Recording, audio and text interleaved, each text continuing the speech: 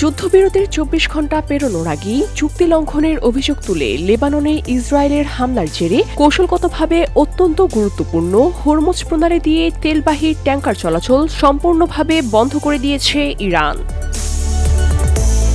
বুধবার বিকেল থেকে হরমুজ প্রণালীতে প্রায় সব ধরনের তেলবাহী জাহাজ চলাচল স্থগিত রয়েছে বলে জানা গেছে।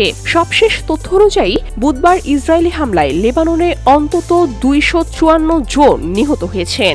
দেশটির সিভিল ডিফেন্স জানিয়েছে এ হামলায় আহত হয়েছে আরও ১১৬৫ জন। ইরানের আধা সরকারি বার্তা সংস্থা ফার্স্ট নিউজ এজেন্সি জানিয়েছে যুদ্ধবিরতির শর্ত লঙ্ঘন করে ইসরায়েল লেবাননে হামলা চালানোর পরই এই কঠোর সিদ্ধান্ত নেয় তেহরান। একই তথ্য নিশ্চিত করেছে ইরানের সরকারি সংবাদ সংস্থা ইরনা।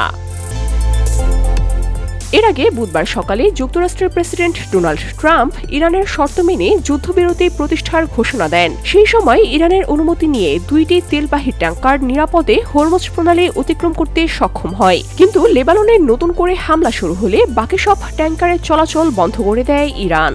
জানা গেছে ইরানের ১০ দফা পরিকল্পনার অন্যতম শর্ত ছিল লেবাননের উপর থেকে সব ধরনের হামলা বন্ধ রাখতে হবে। তবে ইসরায়েলের সামরিক বাহিনী আইডিএফ স্পষ্টভাবে জানিয়ে দিয়েছে লেবাননে তাদের সামরিক অভিযান অব্যাহত থাকবে। এই প্রেক্ষাপটেই আবারও হরমুজ প্রণালী বন্ধ করে দিল তেহরান, যা বিশ্ব জ্বালানি বাজারে বড় ধরনের অস্থিরতার আশঙ্কা তৈরি করেছে। VOD Bangla news desk.